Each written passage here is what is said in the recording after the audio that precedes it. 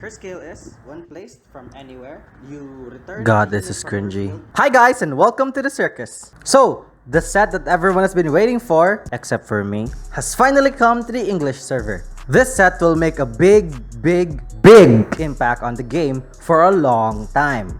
For those of you who don't know yet, this set is where the first cross-ride decks are released. Cross-ride is a term in CFV where a grade 3 is ridden on top of another grade 3. But not just any grade 3, it has to be a specific one which can be like an evolved form of the previous grade 3. What makes this special is that their base power gets a boost from a previous 10k or 11k to a 13k base. Now some of you are probably thinking, all that for a plus 2k? Well, in some cases in the physical game, it's not that big of a boost, but in Zero is where it shines. On the previous video, I talked about the mechanic where each hit on a Vanguard will make them gain 5,000 to 10,000 power. Shut the flick up. Shut up. Okay, good. Which means, one defensive trigger or 2 hits can make them a 23k body. Not all decks can make these numbers easily. Usually, units can only reach a base of 11k or 12k. So, if the opponent successfully cross-rides, they're gonna have a bad time. That plus 2k can really bring a lot of presence in the game, because every time you hit them, they get even bigger. For example, on my original build on Pale Moon last season, some of my units can no longer keep up with this meta, like Mirror Demon and Purple Trapezes. It sucks to say this, but Pale Moon will have a hard time against this set. But as a PM main, I refuse to give up, which is why I decided to make this video to show you guys what you can do with your PM deck to compete against them. Somehow. To make this deck, I experimented a lot even days before the set was released, like pretending that my opponent is on 13k base instead of what I see on the screen. My aim on this build is to hit that 23k attack as frequently as possible. I crafted my 4th Alice because we need her now more than ever. After days of testing, I came up with this build. Okay, let me start explaining. For the starter, we still run Instant Magician, but now we can search out any grade 3 because they provide us with good numbers. But the most optimal targets are still Alice or GBT. On the grade 1s, aside from the 4 PGs, we run 2 Midnight Bunnies. Her purpose on this build is quite the same as the previous build, but as you can see, her best partner, Purple Trapezes, is not here. The reason being, on my perspective, what I think will be the most effective way to make good numbers in this deck is using good boosters. Because in the front row, the numbers there are the same in the previous build, which we can't do anything about. So, we need to change what we use to boost them. Trapezes will have a hard time because she's just a 6k base. The best number she can make is 22k with Dark Lord of Pale Moon or Barking Manticore. But that is only on those specific units. The rest of the front row units can only make them at 21k at max, which is not gonna be hitting cross rides. The lowest boosters you can use effectively are the 7k grade 1s. I know some of us, including me, wants to run her, but I only see her right now as a one-off at max at this point. Sorry Trapezes, you're going to be benched for a while. Going back to Midnight Bunny, she helps when you need a booster that is in your soul due to soul charging or riding. By using her skill, she can call out the boosters you need from your soul. Still, running her at 2 is the best call on my opinion. Next, we run 3 Skull Jugglers for the Soul Chargers. As always, we need those Soul Chargers, especially now that we run the Beast Tamer engine. Next, we run 2 Turquoise Beast Tamers and 2 Dark Metal Bicorn. Now, these units are our most powerful boosters. Bicorn can make 23 with Jill or CBT, Turquoise can make 23 with any 10k base unit, and Skull Juggler and Bunny will make 23k with Dark Lord of Pale Moon. These are the only ways you can get over cross-ride defensives more effectively. On to the grade 2s. We run 4 CBTs. Yes, I decided to run the Beast Tamer engine in this meta. I already said it in my previous video where CBT can really be useful against cross rides. This is where she really shines, especially that we run Turquoise and Manticore as well. We need to max her out because we need her in soul as soon as possible. Next, we run 4 Nitro Jugglers for the Soul Chargers. Basically, we need a lot of Soul Chargers, okay? Next, 3, Barking Manticore. He's here because GBT makes him a 13k. With Turquoise, it hits for 23. And finally, we have our girl Jumping Jill at 2. I used to run her at 3, but as I played through, if I have Jill and CBT in hand, I would always ride CBT. She's just here to be a backup ride and a sole target. Sorry, Jill. Chotomate kudasai yo. After testing the build more, I tried running 2 Mirror Demons instead of 2 Jills. Mirror Demon can still be useful if you're going first or if your opponent didn't get to cross ride.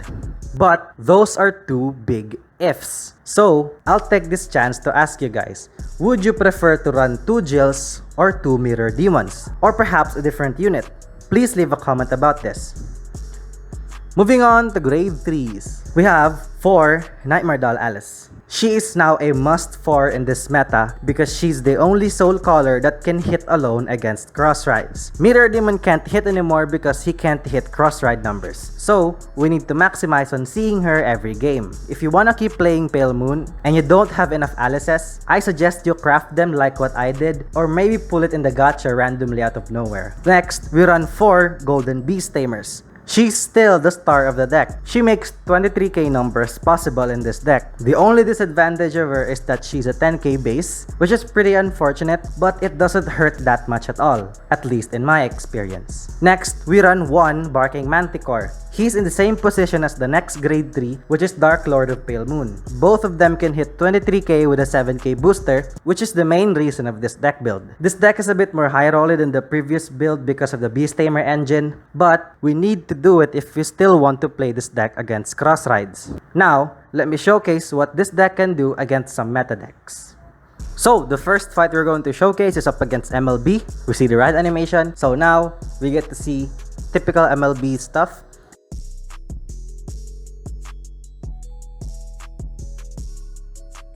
Calls down 2 blasters and calls down 1 rear guard and starts swinging.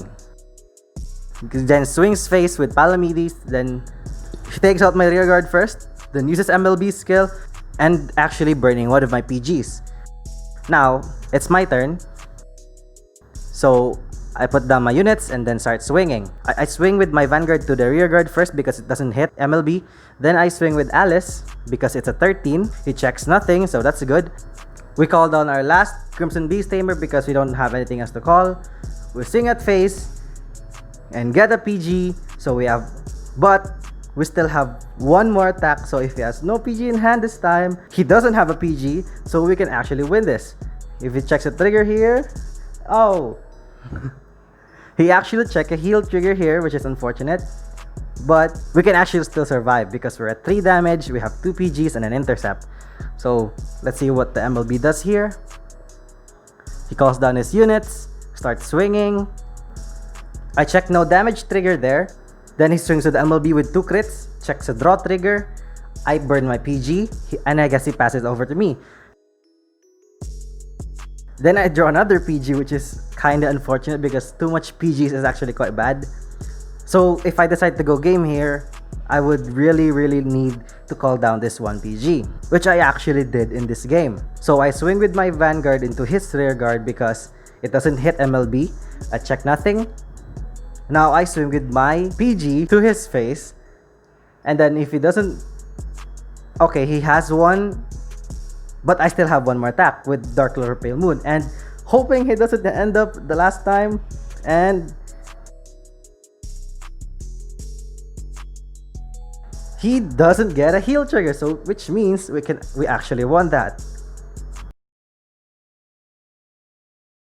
So, here's another fight against a cross ride, which is Phantom Blaster Overlord or Shadow Paladins. He gets to cross ride into this beautiful specimen. That's actually one of the coolest dragons I've seen in this game. So, I just check the skill here so that I won't misplay or anything, or won't be bothered by anything. He swings at rear and then goes face. What does he check here? He checks a PG, so that's really good information. We check a heal, which is really good. Much appreciated. So he passes his turn here, goes to our turn, and then hopefully showcase you guys what this deck can do. So unfortunately, I don't have any soul color, so I just use the 2 heals that I have in hand and then try to deal some damage onto him. You can see here that we have an 8k and a 10k booster. Look at those numbers, people. We have a 26k column and a 24k column. Those numbers really helps a lot when fighting against cross rides. You can see here that he actually checks a heal trigger, which doesn't go off, by the way. But even if he checks a trigger, I still get to go face because my numbers can hit theirs. So it's his turn now. He calls down an intercept and actually debates on using Phantom Blaster Overlord skill, which he actually does. He takes out his back row and then takes out one of my Dark Lord of Pale Moon, so he can make sure that I don't hit that numbers again, but I still have my best boosters at the back row, so whatever happens here, I can actually win this. So he passes his turn here at 5 damage. I'm also at a 5 damage, and I actually drew into Golden Beast Tamer, which is really good because I have a copy of her in the soul. Now I move up Turquoise to get that 13k power. Then my other column is also at 23. So if he checks a heal here or has a PG in hand, I can still hit him. We swing with Turquoise to his face, burn his last PG in hand, and then go face with our Golden Beast Tamer. And then this is the moment where you can say, "Goodbye, Resuma!" Damage check. We won! I tell you, man, I've never been this happy winning a game in a ranked fight. So, that's what the Pale Moon deck version 2 can potentially do against this meta. After recording these matches, I kept on testing this against cross rides and MLBs, and I'm confident in saying that we actually have a pretty consistent chance on winning using this build. But sometimes when you feel like you're closing the game, this happens. Ha! We're winning! Here comes the last swing.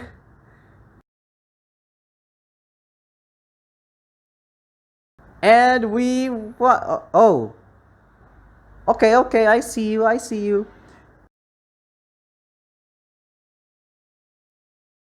still have another swing, so I still win anyway. So, here we go.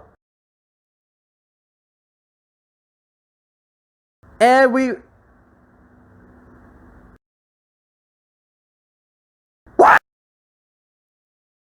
Always take note that we will always be in a bad position the moment we went up against these decks. So, the only thing we can do is go with the flow and try hard. If you believe in the heart of the cards, wrong game! If you maintain a winning image in your mind, you can make a seemingly low chance into a 100% win rate. Every time it works. Also, I didn't make this video because I hate cross rides or anything like that. It's actually the opposite. I really like the concept of cross rides, and with respect to them, I would really like to give it my all in order to keep up with them. Regarding the fight highlights, I'm wondering if you like what I did there. You know what I mean, right? If you like that style of highlights, please comment down below so I know what to do next time. So yeah, if you love Pale Moon as well, please consider liking and subscribing, and I'll see you next time!